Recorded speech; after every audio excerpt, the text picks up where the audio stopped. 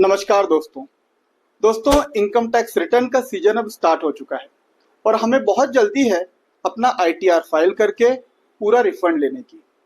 दोस्तों, जितना आसान इनकम टैक्स रिटर्न को फाइल करना है उतना ही मुश्किल है इनकम टैक्स डिपार्टमेंट के नोटिसेस का सामना करना।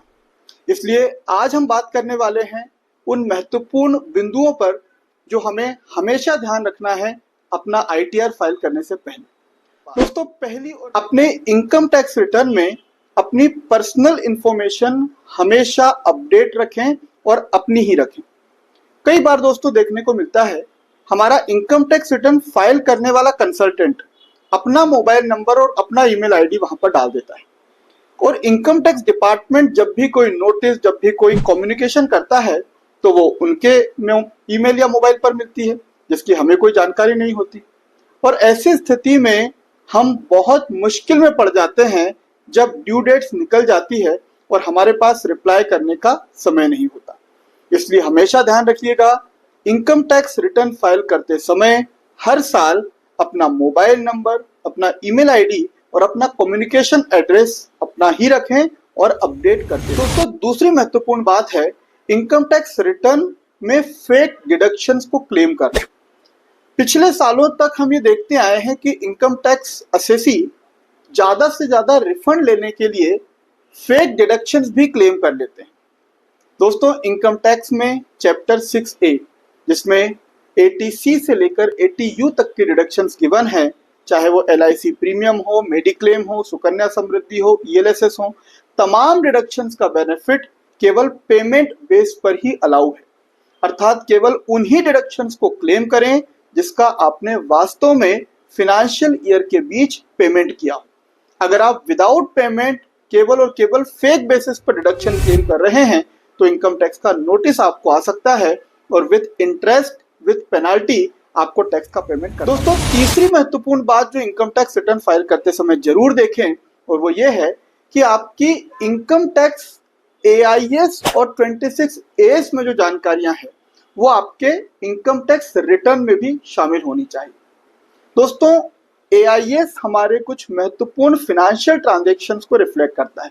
फॉर एग्जांपल, आपकी सैलरी, आपकी बिजनेस इनकम, आपकी शेयर्स या सिक्योरिटीज से होने वाली टोटल रिसीट, ऐसे आपके बैंक अकाउंट का इंटरेस्ट, आपकी ऐसी तमाम फिनेंशियल ट्रांजैक्शन जो इनकम टैक्स डिपार्टमेंट के पास ऑलरेडी अवेलेबल है वो AIS में, और हमारी ये ड्यूटी है कि उन तमाम इनकम को अपने ITR में भी शामिल करना, कोई भी इनकम छूटना नहीं चाहिए।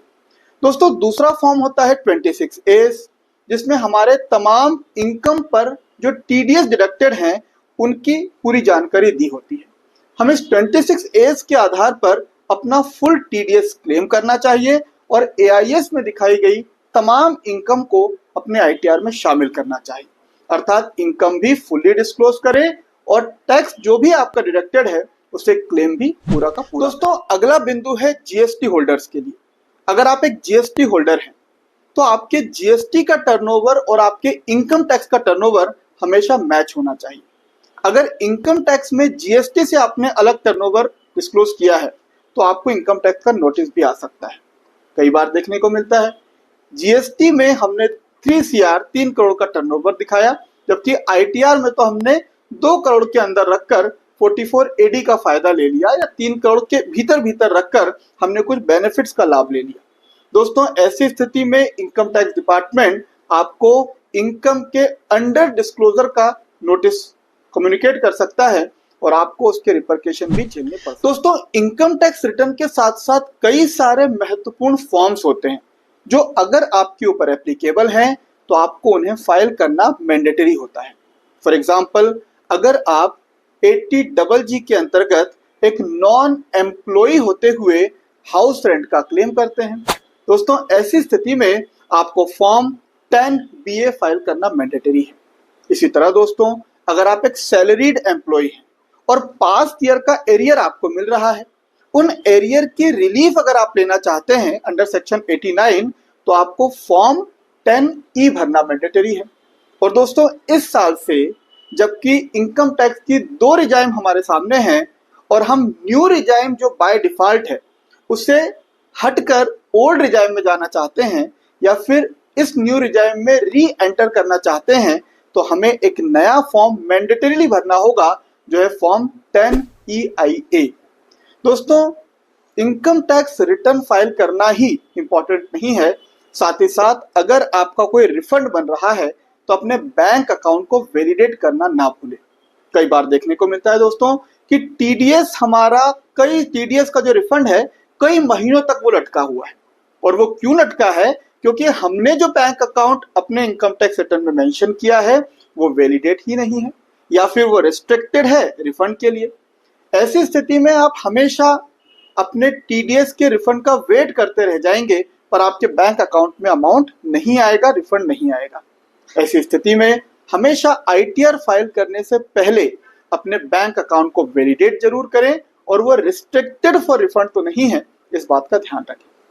दोस्तों, इनकम टैक्स रिटर्न के साथ साथ आपको इसे ई वेरीफाइड करना भी जरूरी है, जिसका इस साल से केवल 30 दिन का समय ही रखा हुआ है। अर्थात इनकम टैक्स रिटर्न फाइल करने के 30 डेज के भीतर ही आपको अपना ई वेरिफिकेशन भी कर लेना चाहिए। दोस्तों, इनकम टैक्स, जीएसटी और फाइनेंस जैसे तमाम महत्वपूर्ण विषयों के लिए आप हमारे यूट्यूब चैनल टैक्स मंत्रा को भी सब्सक्राइब कर सकते हैं। Thank you, all the best.